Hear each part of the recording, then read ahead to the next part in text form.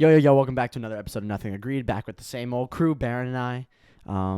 We've gone through a wild card and a divisional round. Yes, sir. Fortunately, I was super busy, the divisional round, because I had school kind of bullshit happen.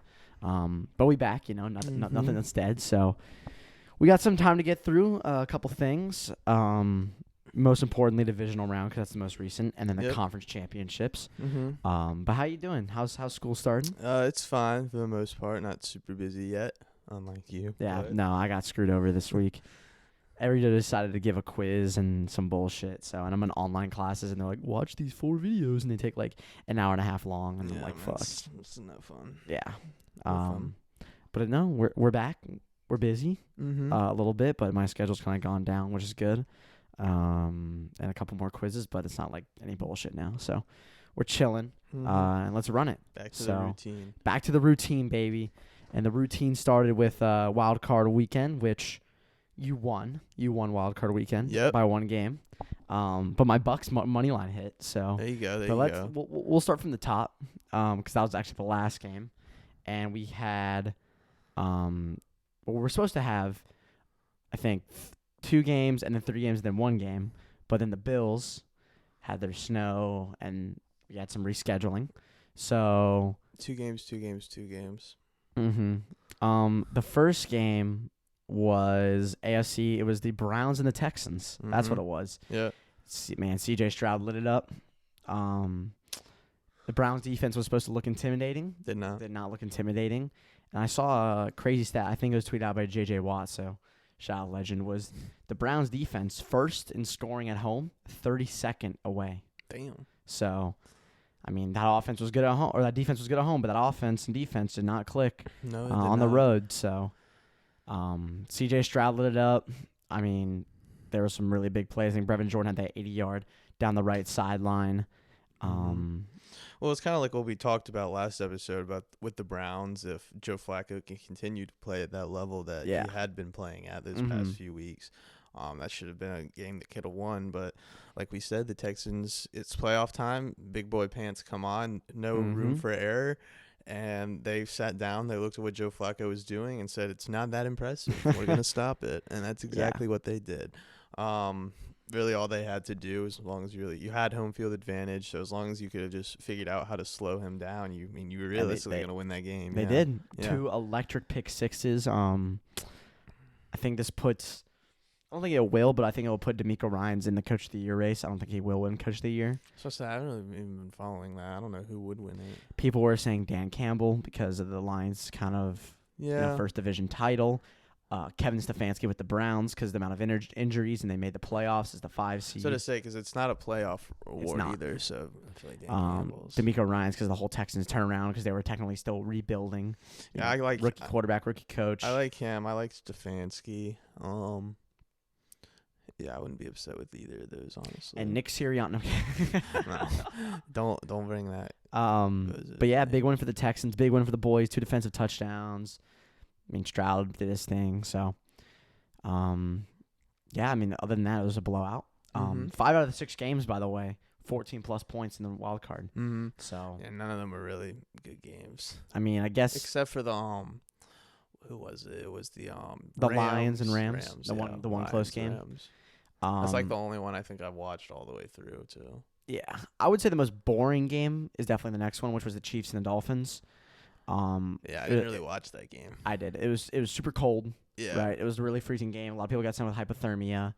Patrick Mahomes got his helmet cracked. Yeah. But I mean, once again, the trend of the Dolphins and their warm weather greatness and their cold weather sadness. Yeah, I kind of, because like we both said, the Dolphins, if they could have figured out a way to. We both picked the Dolphins. We did both pick the Dolphins. I mean, on paper, they do have a better roster. All around, you might be able to say the Chiefs might have a better defense than the Dolphins, but even with Patrick Mahomes and Travis Kelce, I think it's safe to say the Dolphins had a better offense, position to position. So yeah, warm weather team playing in hypothermia level weather, never really a good formula. Yeah, I know.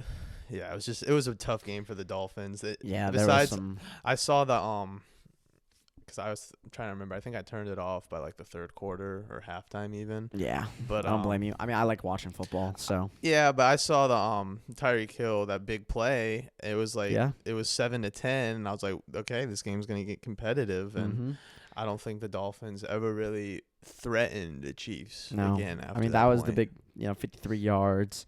Tua only had 199 in the air. Yeah. Harrison Butker had a nice kicking day. I'll tell you that. Bro was kicking left, right, and center. Yeah. Because I thought the Chiefs' inability to finish in the red zone was really gonna hurt them against the Bills, but it didn't. Did not. We'll get to that though. We'll get to that. Will. But that was kind of to me the most boring game.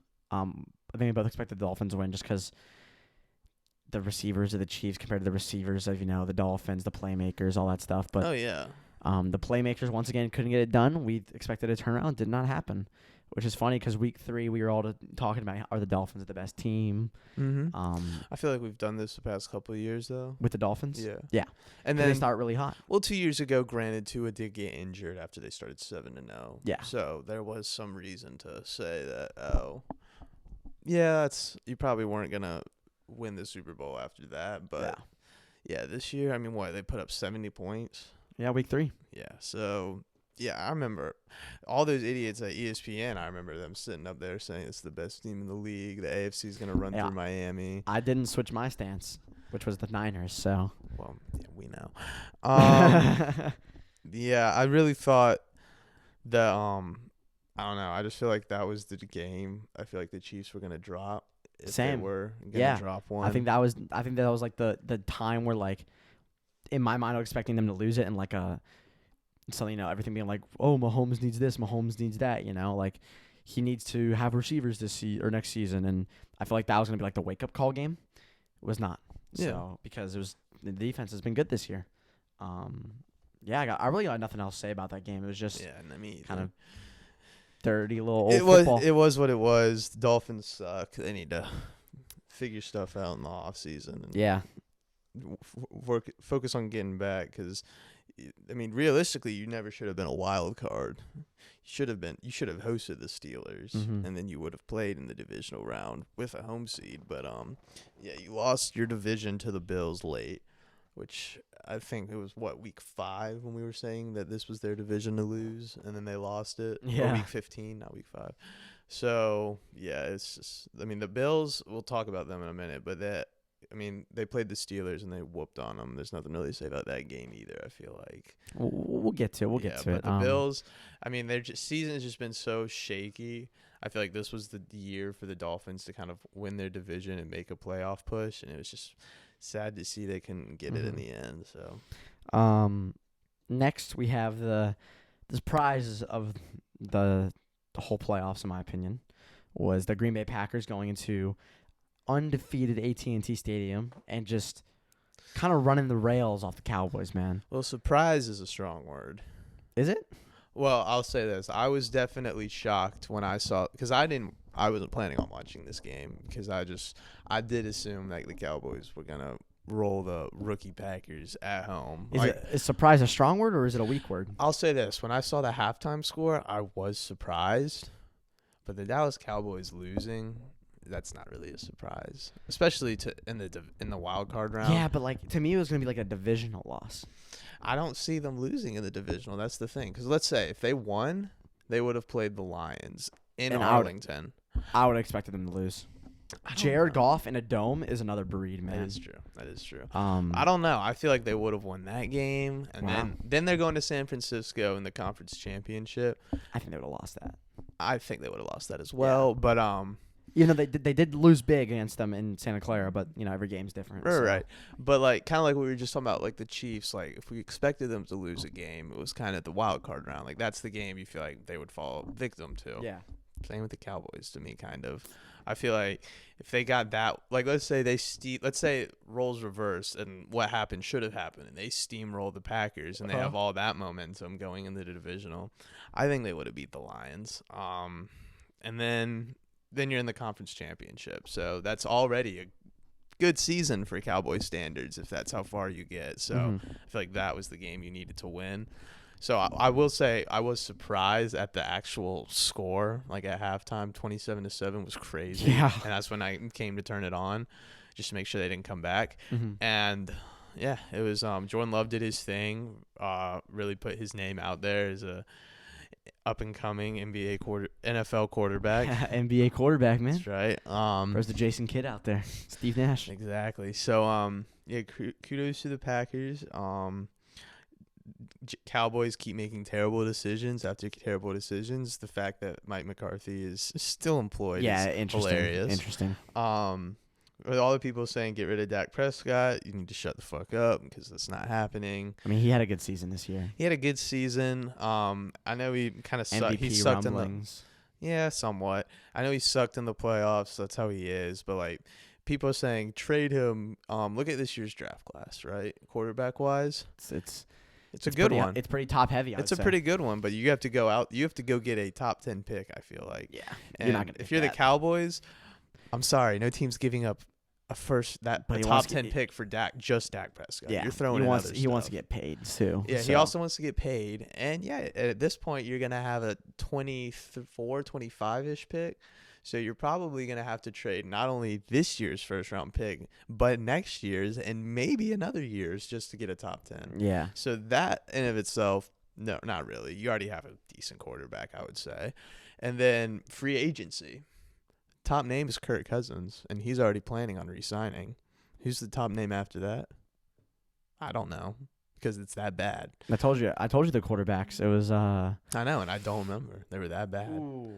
No, it was like Jacoby Brissett. Josh was like Dobbs, I know, is in there. Dobbs is one. Brissett is one. Wentz is one. Yeah, no one's that's replacing Dak Prescott. Yeah. So you're stuck with him for another year at least one more year. If they're gonna throw him that massive big extension, then you're stuck with him for longer. A lot longer. So I'm interested to see what they do in that sort of regards.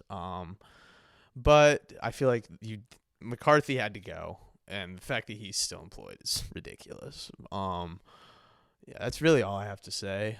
Defense for the Cowboys end of the season kind of sucked. I saw a lot of people that on ESPN that were sitting up there saying they were overrated. And I was like, no, they were a pretty good defense in the beginning of the year. Just kind of like the Eagles' defense, I feel like, or the offense. It was pretty good at the beginning of the year. Then midway through, just kind of tinkered out. Yeah, they also just ran into that Packers team was hot as a blowtorch. Man. It was, yeah. And Aaron Jones was he owns the Cowboys. That offensive line. I have to give them so much credit because Aaron Jones made a couple plays, but like he would have a gap and a half. He would have he does. He's great in Texas, and he's from there, of course, and he just had a whole. I felt like he had at least two openings every single time, and like the shift protection, the line was just too good. They don't allow many sacks either. I think I heard when they were on the broadcast, they're like least amount of sacks in this year, the offensive line. So yeah, they have a good offensive line. But I know a lot of people will sit up there and say Dallas was one of the best D lines, and that's what I'm saying. They didn't do shit. That's what I'm saying. That's why I have to credit the offensive line. I think the offensive line was the factor in that game. And because sometimes first half, right, Jordan Love would have like 4 to 5 seconds to look downfield. It was like no one was after him. I mean, he made through like 3 50-yard plus touchdowns, or at least 2. I feel like guys that were wide open because he had so much time. Yeah, Micah Parsons got put in a box. Don't want to see any podcast uploads. He got his first holding call in 3 months, which is good. He did. Yeah. There you go. Probably the first real one too. But Cap. Yeah, I know. But yeah, he needs to no podcast this offseason. Yeah, you're done. You're cooked. You need to focus on getting better. I mean, he's pretty fucking good. I know he's pretty good, but it doesn't hurt to get better. Clearly, you need to get better because you let Jordan Love bitch you around. That whole defense did. Exactly, the whole defense. And people will say it's a different story with Trayvon Diggs, which I guess is true. Would be interesting. But you have Deron Bland. Isn't he a top 5 cornerback, Dallas fans? What happened to him? Just happens, man. Just happens. Just happens. We'll get to the next game. That was a great win for the Packers. I think great win for the franchise. Yeah, and they're talking about making Jordan Love one of the highest paid quarterbacks. He is extension eligible, isn't he? Because remember, he had to sit 3 years. Yeah, because he's the same draft class as 2020. Yeah. Mm-hmm. Damn. Same as Herbie. Crazy that Justin Herbert's I'm the pretty worst sure. one. That's crazy. I'm just kidding. It's probably 2. That's crazy. And they put out a list of like the best young quarterbacks under 25, and Brock Purdy was like ahead of Justin Herbert. That's when I knew it was fucking bullshit. Who made this list? I don't know. It was Bleacher Report. Jalen Hurts was number 1. 1? 1. Okay. Yeah. Someone doesn't know what they're doing. Maybe I should try to find the list, but it was some crazy names. Was it based off this season? No, it was just best quarterbacks under 25, and Purdy was like 3. That's crazy. I think Tua was 8 or 9. That's fine. And Herbert was what? 6. That's crazy. I'm guessing Burrow is not on there. I don't think he's 25. That's what I said. I mean, I would not hate Hurts and Herbert 1 and 2, honestly, but let me see if I can find it. Yeah, that's terrible. Yeah. Here it is. Bleacher Report ranks top 25 best quarterbacks. Oh, but let's just get to the next game while I do that because I have to connect to the stupid ass internet here. Pavlov Media, shout out them. I was about to say, what was the next one? It was Rams. The best Lions, game. Yep. Yeah. We had the best game probably of the whole weekend of that weekend, which was the Rams Lions, a 1-point game. Stafford coming back. Lions had their first home playoff game in Ford Field history, and it was electric. It was awesome to watch the Lions go out there and play in front of a home crowd. It was awesome to see Puka Nacua tore it up in his playoff debut as a rookie. Stafford was balling, in my opinion. He was. They were doing great. They were doing great. It's just the Lions are too good this year. Yeah, they have a squad. They have the momentum. They have the culture. They just have everything. Yeah. I don't know. It just feels like there's always that one team that feels like it might not have the best roster. It might not have the best skill positions, but it just has that feeling that they're going to do something. Like last year, it was I feel like everyone was kind of saying that about the 49ers when Brock Purdy stepped in, because originally everyone's like, oh, last pick in the draft, he's not going to do anything. They started balling. Everyone's like, this team's different. This team's got that energy. I feel like the year before that was the Bengals. They went all the way to the Super Bowl. I mean, I feel like the year the Eagles won that, I feel like they were that team. So I feel like that's this year. I feel like that's the Lions. Yep. And yeah, I mean, I really hope to see them in the Super Bowl, but they got a big test. We'll get to that, but I think the Lions started off really hot and then they slowed down, which concerned me. And Stafford was, I mean, he was dropping some dimes. He was. But big win for the organization, for the Lions. Oh yeah. The whole city. Kudos to them, the whole city.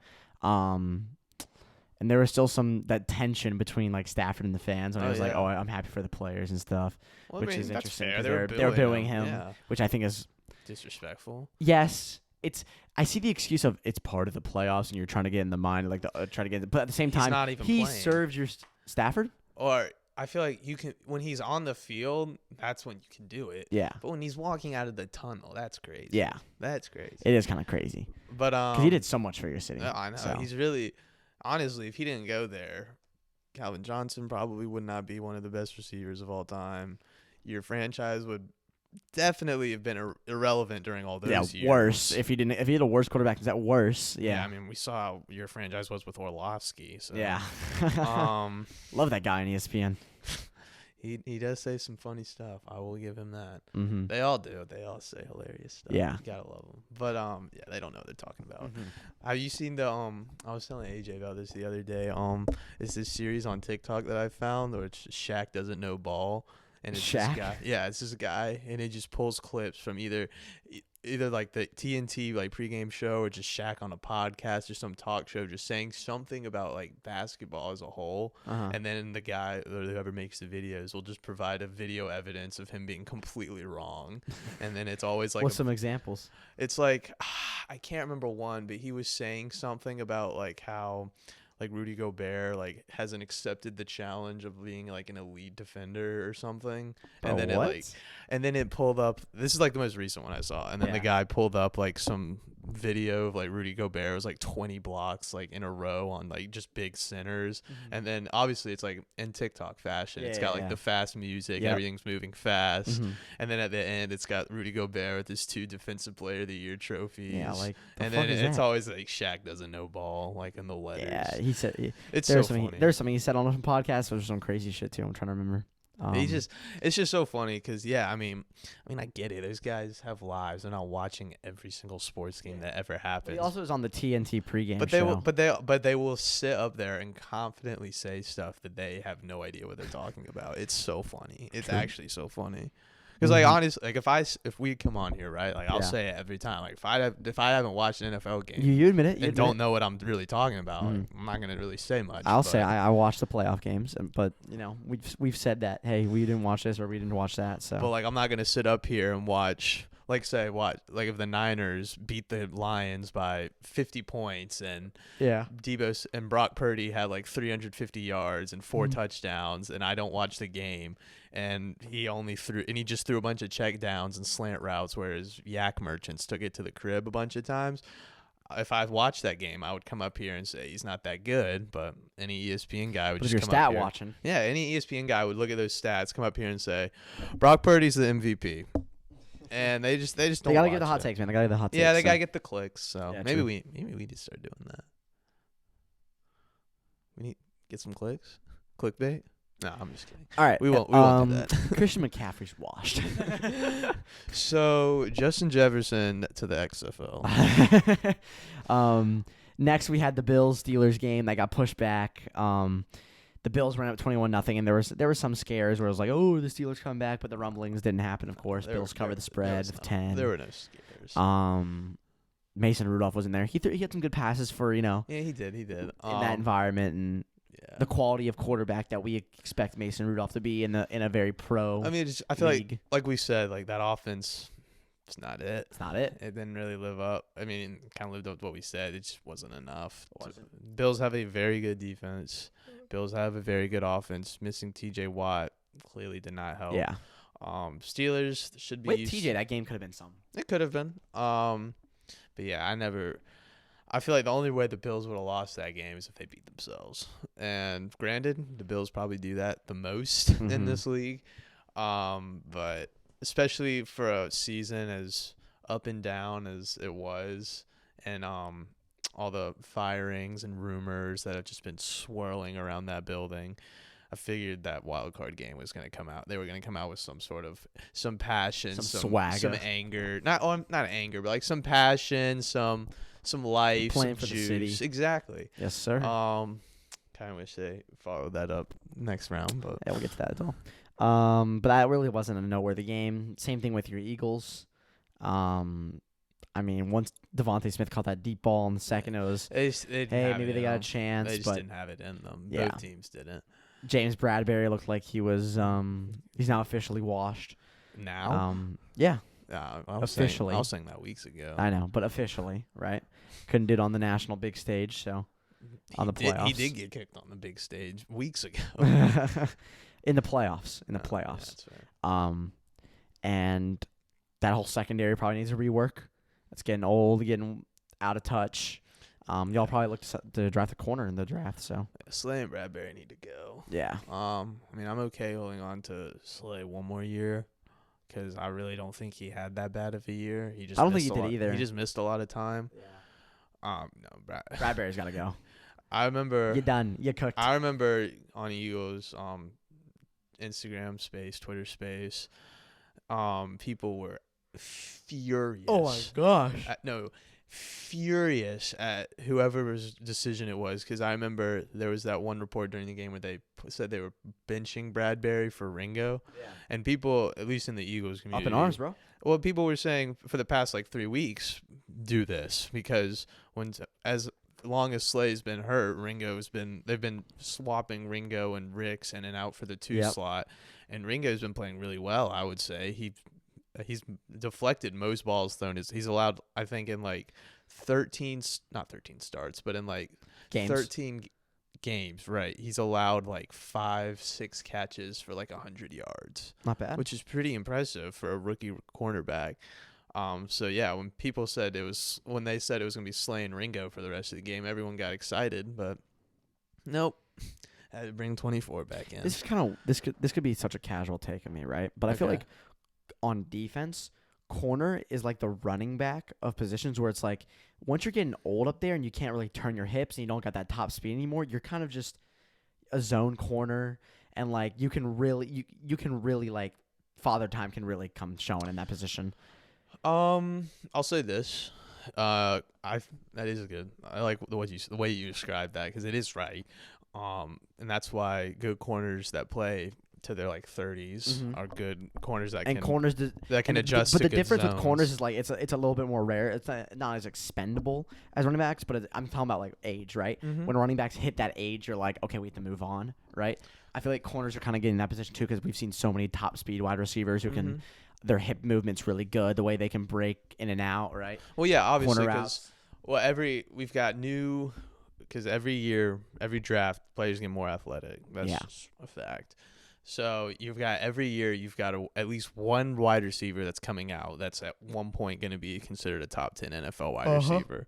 So for an average NFL cornerback that's like 29, 30, yeah, that guy, if you can't adjust to a zone defense and play his zone reads and learn how to pick and switch routes and all that, like it's tough. You're done. Like unless the only way that like the best way I would say a cornerback can secure a job is if you can be the guy that can run hip to hip with a receiver.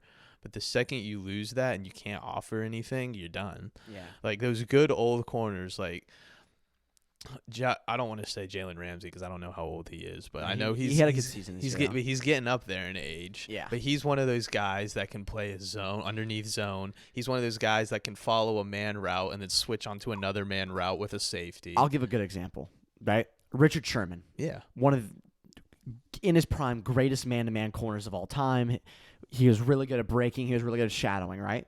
When he kind of played for the Niners and then switched to the Bucks, kind of like – happens to old players, right? They'll lose their touch, right? And he just had moments where it was just pretty bad, right? He had a really respectable career and probably could make the Hall of Fame, right? But like, it's just common with age comes, slowing and all that stuff. So, but with corner, it's just there's these quick cuts you have to always deal with, stuff like that. Like linebacker, right? You can read the defense. You're definitely still be good at communicating. You can still clog up some holes, right? You can still drop back in coverage. And when you're playing man, you're probably not playing on a speed wide receiver. You're probably playing on a tight end, which I know tight ends now are getting a little more athletic.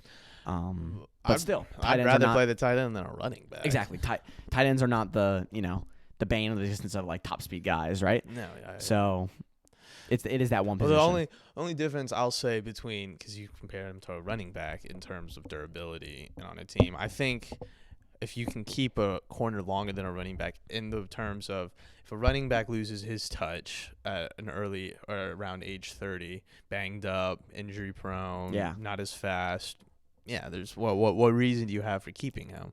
And say you have a cornerback who's can't really keep up with a man or a speed wide receiver in man, but he knows how to lurk, he can do a few things, but again, he's not providing a ton of opportunity for your team. He's cheap. He's old.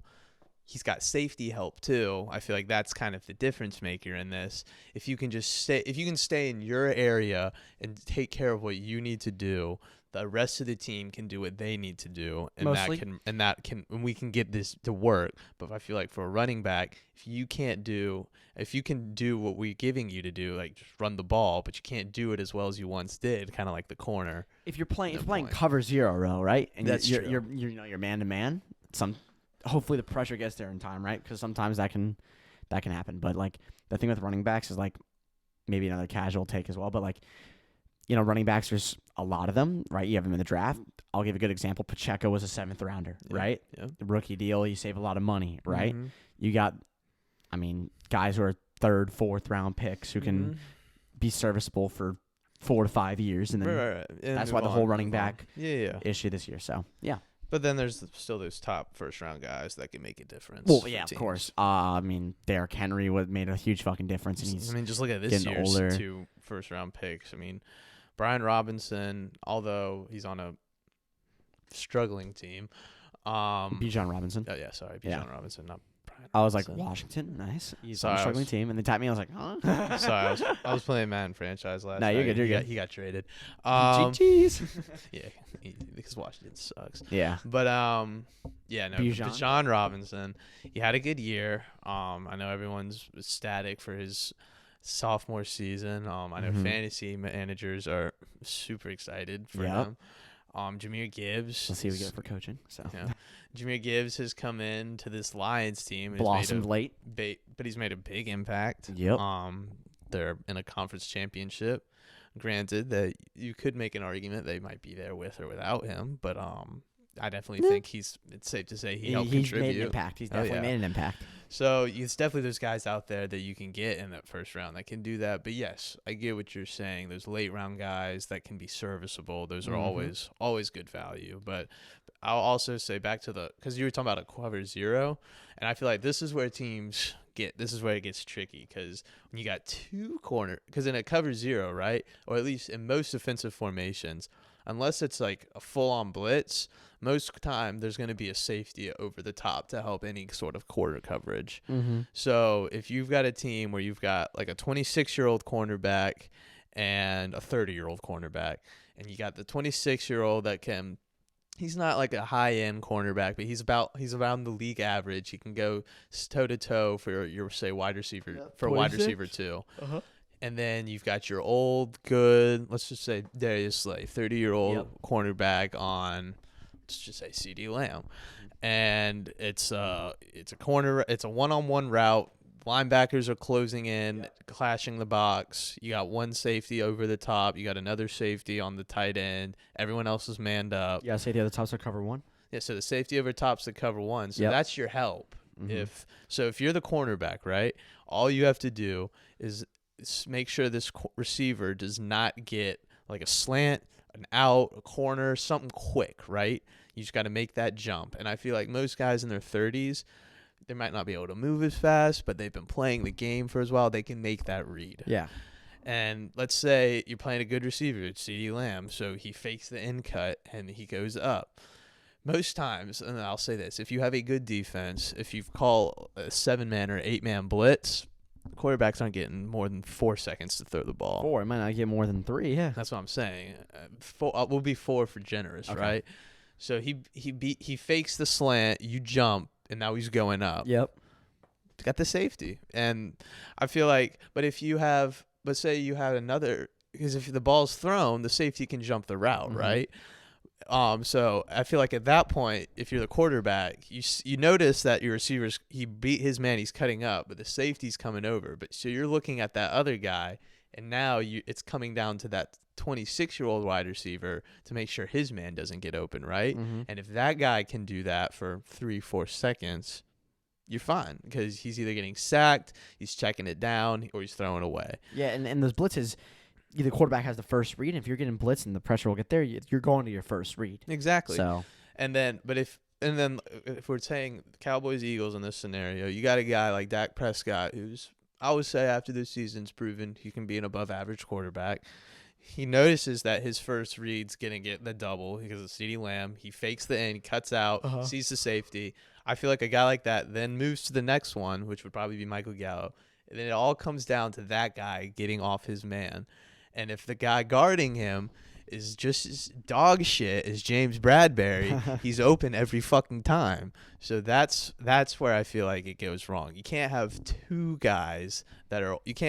old veteran cornerbacks. You need one, and you need a guy to learn, a guy that's fit, a guy that's athletic, and a guy to run with. Bradbury's done. God, it is so pathetic to watch him govern. Let's talk quickly about the teams that were eliminated before we move on. Yeah. Let's just talk about the Cowboys. They kept their coach. They're running it back. I feel like we already talked about this briefly, but the Dolphins. I don't think there's really going to be many changes there. The Browns. Think so. They're not really going to be many changes there. I mean, Deshaun Watson will probably come in at quarterback next year. Yeah, probably. Yeah. The Rams. People are still up and down about the Rams. You know, maybe they draft a quarterback because of Stafford getting old. I don't know what they do. That is one of the most interesting offseason teams. So Steelers will have an interesting offseason with their offense. That's another one. Is Kenny Pickett coming for another year to prove it deal, or what's up? because he's still got one more year before they got to do something. Yeah, and they don't have a good draft pick either, so. Yeah. Tomlin had the questions about his contract. He's ready to answer them? He's ready to answer them now. But the only team that's really made the big changes right now are the Eagles. They fired both their coordinators, which is up in arms for you, of course. Oh, yeah. Nick Sirianni will stay. That's fine. That's fine with you? I don't care. All right. I mean, I was talking about this at length with AJ yesterday, but I still don't. I don't think he's like a bad coach. I don't think he's a good coach though. In his 3 years as an NFL head coach, right? He's made the playoffs all 3 years, and he's put God knows how many All Pros and Pro Bowlers in the past 2 years. But I feel like Steichen and Gannon were a big part of that. That Super Bowl run. I feel like they were a bigger part of the Super Bowl than Sirianni was. I think that was because I think those two guys. Well, I feel like it kind of goes to this, right? Okay. We talk about how in college football, right, the head coach doesn't really call plays. He's kind of the guy. He's the recruiter. He's the guy in college football. Yeah, in college football. Most teams. Dabo. No, he doesn't call the plays. Cap. No, that's Garrett Riley. Stupid. But that's what I'm saying. Most of the play calling duties, at least in college, go to the coordinators. Like mostly like they do in the NFL as well. But in college, the head coach is like the recruiter, the face of the team. Like he's kind of more like the general manager than a coach, I would say, in college, right? Nick Sirianni, granted, I don't think he has a great defensive mindset. So I wouldn't want him as a DC.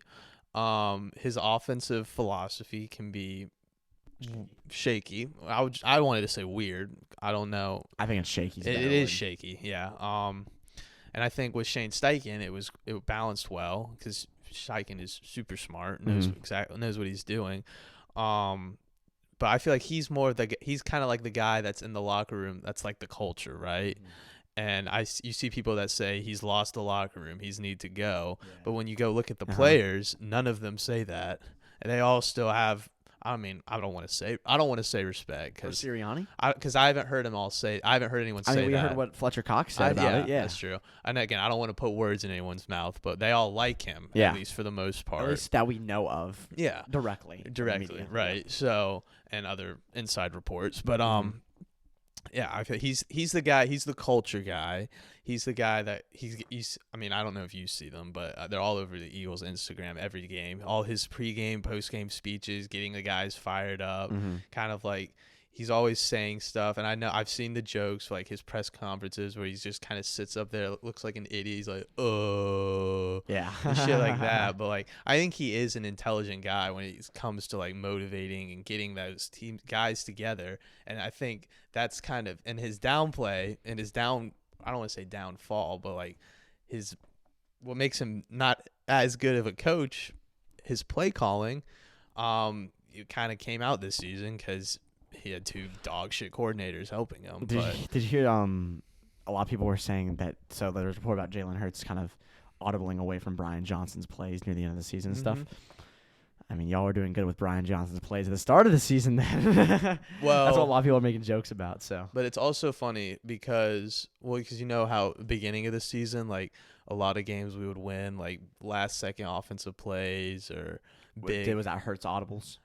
No, they were. Yeah, most of them were. Or like you know how like defensively, like a lot of games we would win like on a final stand or something. A lot of those were audibles from Desai's calls as well. So, I don't want to say that audibles. I just want to say this, because yes, clearly there was a lot more audibles being called this year than last. So I think the problem lies with the flow, right? You think you got the head coach or the offensive coordinator trying to do one thing, it wasn't really working, and instead of bending, he kind of stood firm and said, "No, we're doing this," and the players. I just at some point said it's not working. We're gonna do our own thing, but they're too conflicting. Like we sat up here and talked. I don't know if we talked about it, but a scheme and what's the other one? Like just an offensive scheme, right? I feel like he's trying to run one, and these guys are trying to run another one. All these conflicts, and it just leads to bad football. Yeah. So I think with the right hires.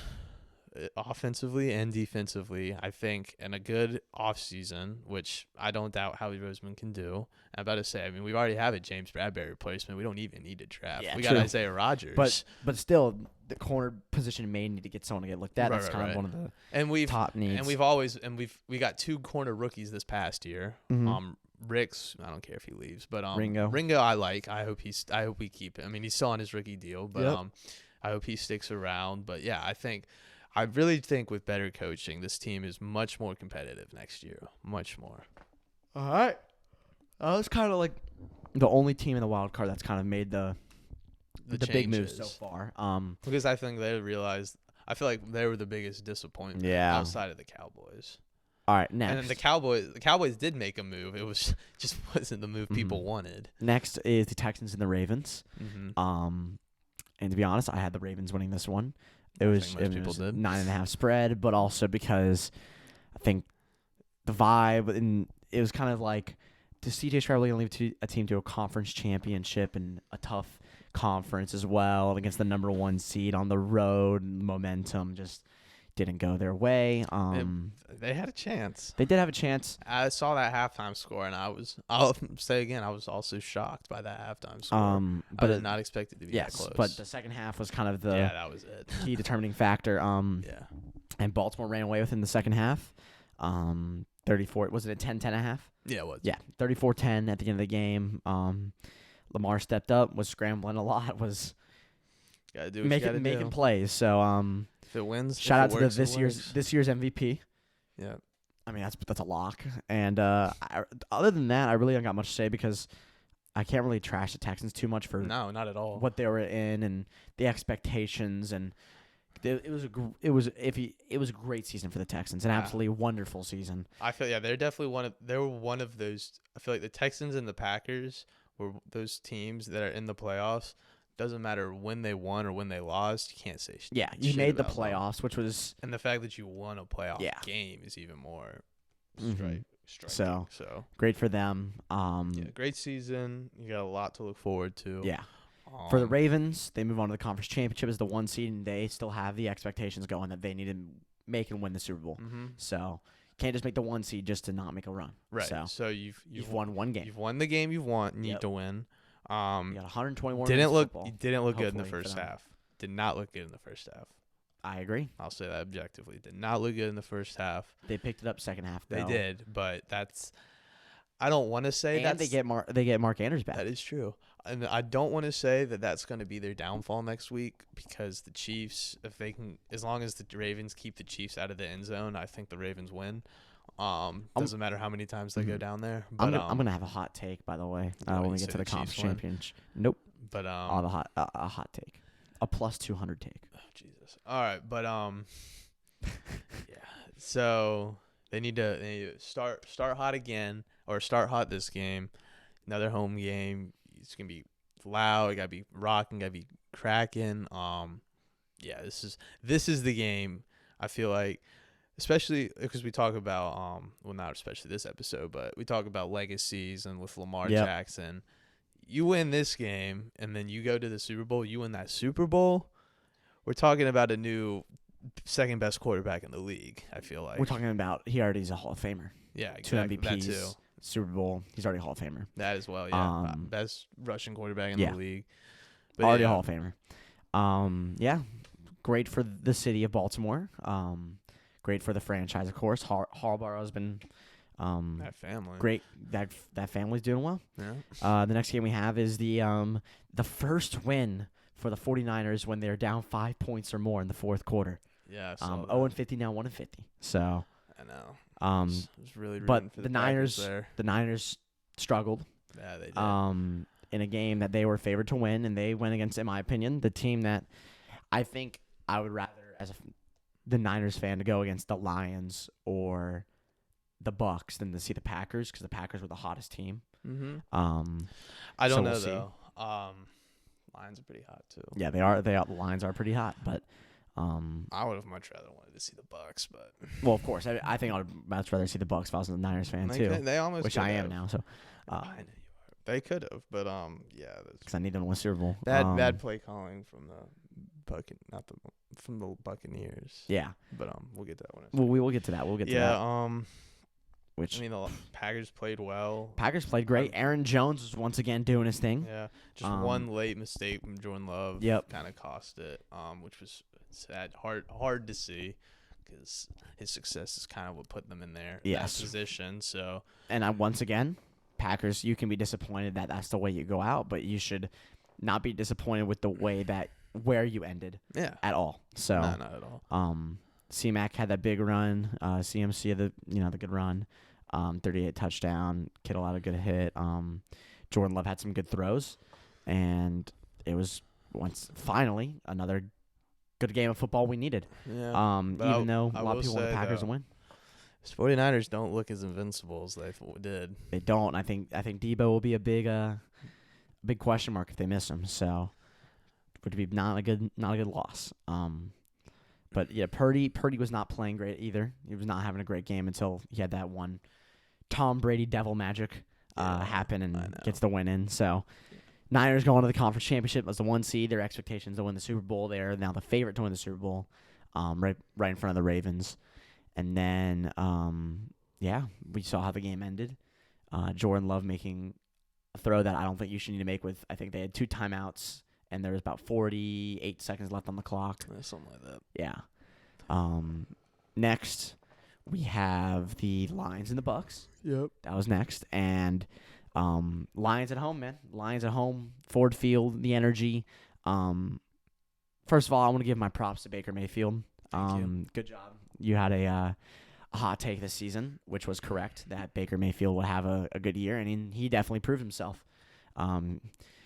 I won't make any excuses in terms of he had good receivers and stuff like that. He's been criticized and was a lineman for the fucking Panthers last year in practice, and is now probably going to get himself a good extension. Yep. That is probably multi-year, either from the Bucks or another QB hungry team. Yep. A lot of Steelers fans calling for him. Falcons. Fuck no, baby.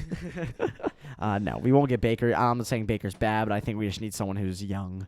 Okay. Someone that can, unless we're getting Kirk Cousins as a free agent, because I don't think Baker wants to ever come to Atlanta.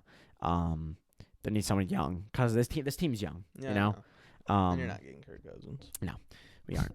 But he did say, "Oh, if Bill Belichick comes," which we're not getting Bill Belichick.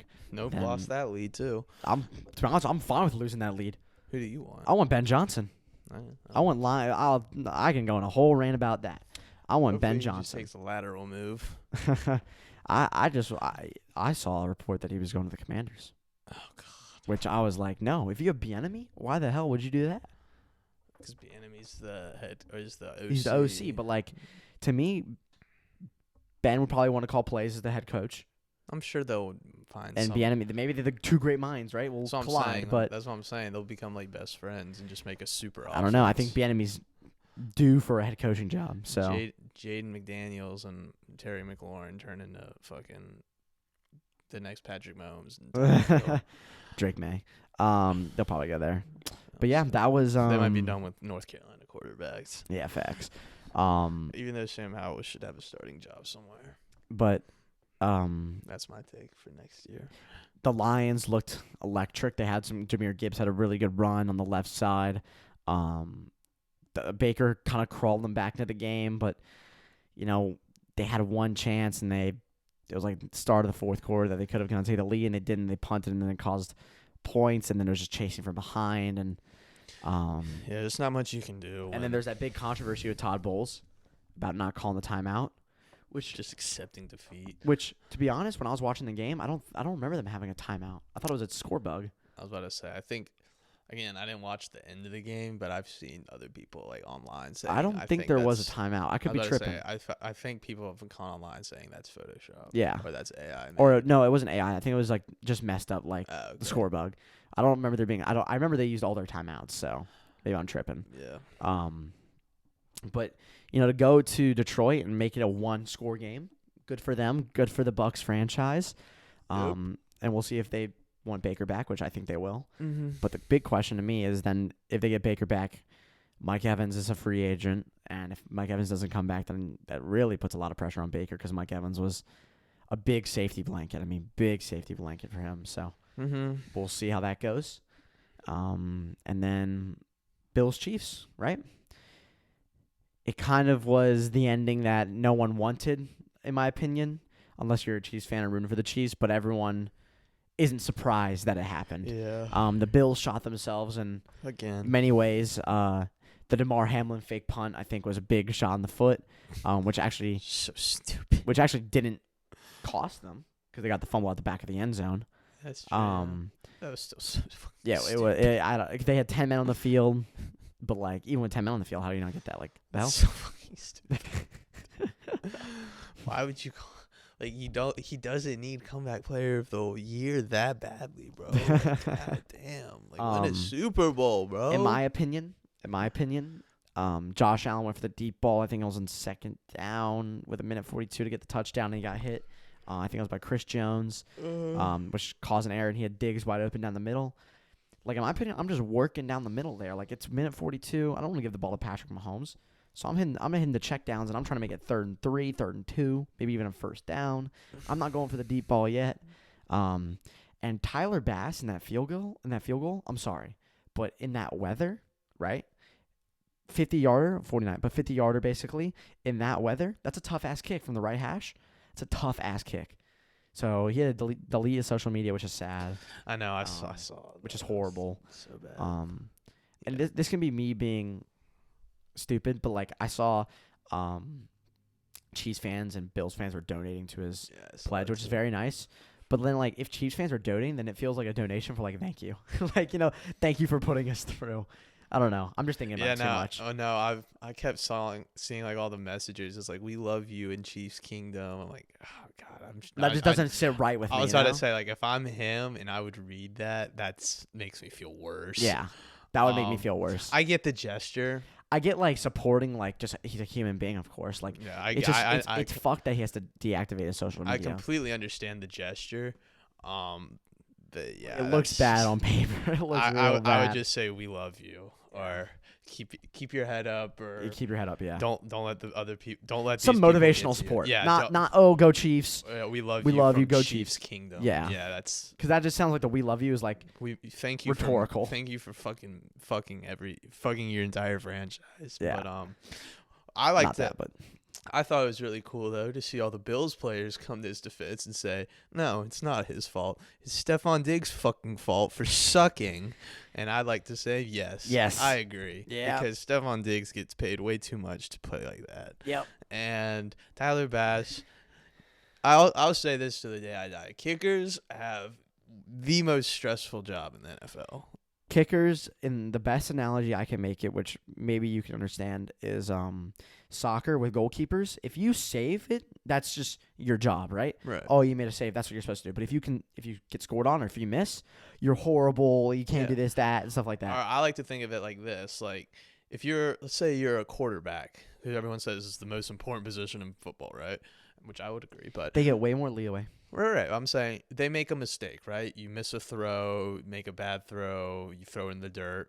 It's okay. You get at least two more chances. Yeah, maybe. If you're a kicker, you miss a field goal, you lose a game. Yeah, no, you could lose a game. So I feel like kickers are the one position, or like even punters, if you muff a punt or make a bad punt, now they're in your territory and set up to score. So I feel like those two positions, I feel like they have the least room consequential, for error, or the least room for error in their job, and it's so. I hate it when people harp on them, because it's like you ask or you sit as a kick, and you got to think of it as a kicker too. Like you sit there on the bench as you watch these teams go up and down. You watch, and I don't know how Tyler Bass thinks, but if I'm a kicker and I saw my team playing like shit, and now it comes down to me to bail them out, and I'm getting the fucking everyone's harping on me, I would say something about it. I would call out the offense personally, because I would just snap. Because they're the ones that has the privilege, right? Go fucking score a touchdown. Yeah. Like, goddamn. Yeah. Like, why are you putting me in this scenario? If you miss a chip shot, that can make sense. But if it's that long, like, that's on the offense sometimes. Like, have you heard quarterbacks, like, thanking their kickers at times? Because, like, he was or like apologizing too. It's like I've seen quarterbacks walk up to their kickers in locker rooms and say, "I'm so sorry. We never should have put you in that scenario. Yeah. Thank you so much for making that." Like it's actually crazy how everyone else like treats these kickers in the locker room, and fans and media just treat them so shit. Yeah. But it's okay. We love you, Tyler Bass. Yeah. Kickers keep fucking hard ass job. Keep your head up. As someone who has kicked footballs, you know what? If you want to win a Super Bowl, I'm sure the Chiefs would love you over there. So why don't you? They got Butker. No, so. He's old. He's overrated. Yeah. Go to the Chiefs and kick a game winner on the Bills. How about that? Bro, why are the Falcons interviewing Ejiro Evero, the freaking Panthers defensive coordinator? Let's not do that. All right, let's not do that. Okay. But let's move on to because we got 2 games to talk about. We gotta do this quickly. My flash. Bro's got the flashlight on. And yeah, we gotta do this fast. Okay. Get this quick. All right, let's lock Lightning in. round. First, we got AFC Championship. We got the Ravens. We got the Chiefs at the Ravens, right? The Ravens are 3.5 point favorites. Go ahead. Who's your pick for that game? I'm taking the Ravens. All right. I like the home field advantage. I'm going to keep picking against Patrick Mahomes. This is the 3rd week in a row I've done this. Oh. So streaks are made to, or I haven't, it's not a winning. Losing streaks are made to end, right? Yep. So I like this Ravens team. I like Lamar Jackson. I like the possibility of Mark Andrews returning. I like Zay Flowers. I like Odell. I think that team all around is just better. I think they have on all facets. They're complete on both sides of the football. I just think on all facets of the game, the only areas that the Chiefs, or the only advantages the Chiefs have over the Ravens is Andy Reid and Patrick Mahomes. That's it. Interesting. You think Andrews is a better tight end than Kelsey? I mean, maybe this season. This season, yeah. I do. All right. That makes sense. I told Lucas, he said, "Well, who you got?" And I was like, "Well, first I got Ravens, but if you're gonna pick the Ravens, I'll take the Chiefs." I'll give my reasonings for the Chiefs. First of all, the Josh Allen curse has gone against everyone every single year. The team that beats Josh Allen loses the next week. I think the one quarterback that can maybe do the chance, even though it's gone against them twice. 3rd time's the charm. Maybe Patrick Mahomes can maybe do that, right? Yeah. As a dog, Patrick Mahomes is 11-1-1 against the spread, and he's a winner as a dog in the money line, right? So he's sitting at plus 165, which I might take. And Patrick Mahomes is becoming the new Tom Brady in terms of never bet against Tom Brady. Never bet against Patrick Mahomes is what it's coming. I will not bet against Patrick Mahomes. I think he can make the plays that no other quarterback can make in this league with his arm, with his legs. I'm not trying to glaze too hard, but this is a generational-ass QB. And Travis Kelce had a little bit of a showing out in Buffalo, right? He did. He had a little bit of a showing out in Buffalo. Why can't he carry that momentum into Baltimore, right? Why can't he? In my opinion, it all comes down to that defense, right? We saw the Ravens in the first half, right? That Texans defense. 10 points, right? In my opinion, 10 points in the Ravens offense at home, not good. So they did definitely come out second half, but the first half, the Ravens. If the Ravens get held to 21 points or less in the whole game, oh, they lose. The Chiefs have to win. They have to win. There's no excuses, right? But this game comes to shootout. It's scary, but Lamar Jackson. For the parity, I will take the Chiefs. Don't bet against Patrick Mahomes, and I low-key might even take the money line for the Chiefs just to see. I'm still stuck on the fence with them. So don't worry, there's no agreement on the next game. All right, we're against each other as well. So why do you have the Lions? We got generational coach. Generational. And Dan Campbell. Right? Jamel Hill does not agree. Oh, well, he can taking jobs away from people. He can suck my dick. Whatever. Even better. Damn, what the fuck? That's crazy. I'm just kidding. Greatest coach, or not greatest coach. Greatest coach. One of the greatest coaches in today's game, I would say. Okay. He's got everything about him. Who doesn't love Dan Campbell? Jared Goff, not only has he brought the Rams to the conference championship, now he's brought the Lions. Two franchises. That is a man that knows how to get to a Super Bowl. Mm-hmm. I like Jared Goff. Okay. The Niners, they don't know how to get to a Super Bowl. Okay. Running backs, Montgomery, Gibbs, electric. Love those guys. I think they offer a nice little 1-2 combo with Montgomery, the punch, Gibbs, the burst. Yep. Even though Gibbs can do the punch and Montgomery can be a burst if it has to be. That's true. But he can do something else. Uh-huh. We got Amon-Ra. True. We got. Bro said we. I'm a Lions fan. If you can be a 49ers fan for the rest of this year, I can be a Lions fan. All right. Not like I got $1,000 if they win. We got Amon-Ra. Trust me, if I didn't have money on the 49ers, I would want the Lions to win. We got Amon-Ra. We got Josh Reynolds. We've got the future greatest tight end of all time, Sam Laporta. Crazy. Fantasy pickup genius right here. Every single league. Last pick. Puka. Every league with my last pick, I drafted Sam Laporta. Nice. Sorry, I've just hyped myself Flex. up. Yeah. So next year when we do our fantasy football special episode, stay tuned. Yeah. Off-season lists will come out too. That'll be fun episodes. And the mock draft. Whew. Oh God. My brain hurts already. All right. Back to the Lions, right? All right. We're done with all. Oh, not to mention that top 3 offensive line, baby. Like, who's getting to Jared Goff if he gets 5 seconds to throw? Mm-hmm. Now, we switch over to defense. We've got one of my favorite defensive players in the league right now, Aiden Hutchinson. Kid's going crazy. Little Michigan prospect doing his thing. We got, I forget that their linebackers' names, but I like them. I like how they play. I like Kirby Joseph. Gotta give respect, C.J. Gardner-Johnson. Mm-hmm.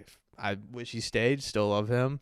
Cam Sutton, a little iffy. But who's Okudah? He's been fine for them. Yeah, he plays for the Falcons. Oh, he does? Yep. Who am I thinking of? Who's the I'll give you some names. Linebacker, the rookie Jack Campbell is doing good. I'm thinking of Branch. Branch is good. Sorry, Brian Branch, yep. Yeah, Brian Branch. I like him. Love how he's been playing. Yeah, I think they have a squad. I think they have the energy. All right.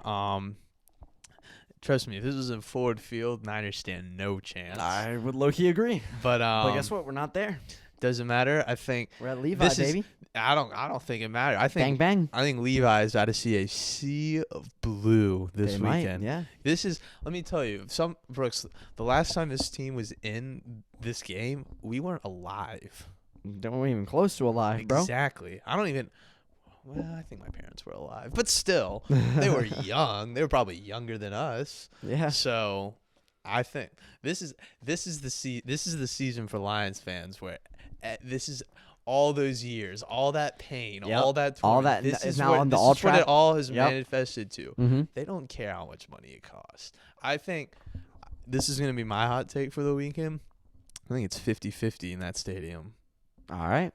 We'll see when it comes game time, but it might be. I think there will be 50% of that stadium will be Lions fans. All right. I think that'll be a equal game. I'll say this. Ready? This is why I got the Niners. Okay. Because you have $1,000 on them. Correct, but I'll give my reasons for the Niners. Jimmy, I'm actually picking it. If I would actually still pick the Niners, even though if I didn't have money, I would want the Lions win, but I would still pick the Niners. Here's why. First of all, Goff is not a good away quarterback outside. He can't really throw the ball outside.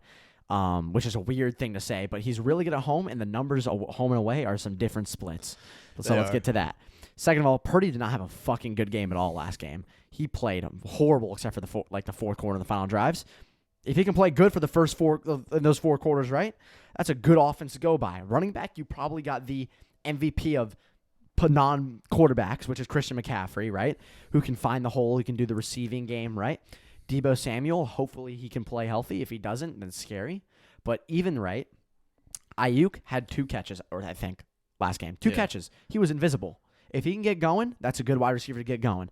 Kittle had a good game. I don't know if he can replicate it, but if he can, that offense has weapons, right? Hopefully, I think Deebo, of course, will try his best to play. If it's 50-50, he'll definitely try to make that 50 count. That defense, right? You got a really good up front, right? That's going to be a good matchup. We'll see how well that goes, right? The linebackers, one of the best, right? The defense, the corners, right? Maybe needs to get a little more help because they made some mistakes against Jordan Love. But that Packers team was hot. That was a hot team, and I was I took Packers spread. I took 49ers money line on the live bet plus 120. So I hit all the bets I could. I will say this though, that all throughout the year though, that Niners defense has shown struggles against the power run and the play action, that deep ball kind of off run fake. two things the Lions do very well. They do that very well. So this is going to be very interesting. I mean, I could see, realistically, I can see both team winning. Many factors go into these games, but yeah, Detroit's 7-2 as the away team. So yeah, but yeah, no, I think the Niners need to defensively. I think they've got their work cut out for them this week. Mm-hmm. A lot of people are saying, "Oh, the Niners blew out the Cowboys and the Eagles. What makes you think the Lions won't be any different?" That's why playoff time.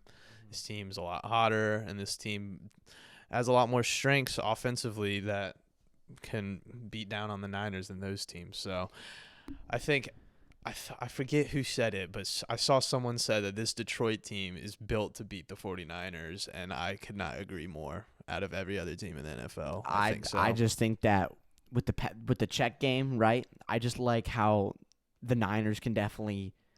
You mean make jokes about Brock Purdy? I like how they have the yak game. I love how they can take the ball and move. No, it's a great offense, but that's Shanahan. And that game, here's my big prediction, right? Here's my big prediction, actually, which is about both games. I actually think the Chiefs-Ravens game will be higher scoring than the Lions-49ers game. That's my big prediction. Plus 200, right? I don't hate that. I just think there will be a lot of movement in that Chiefs-Ravens game, and I think it will be a little bit of time wasting. Hey, let's not, two high-scoring teams would just take the ball away. So it's because the Lions.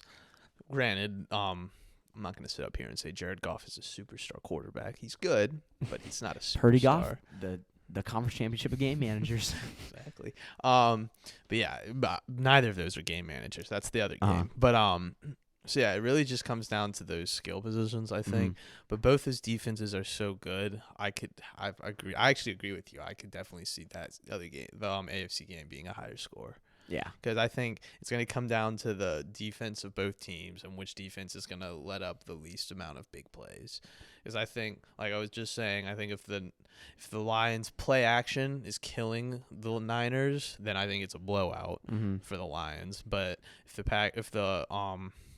if it's going back and forth, I could definitely see that game ending like 23-20, 24-20, something like that. Yeah.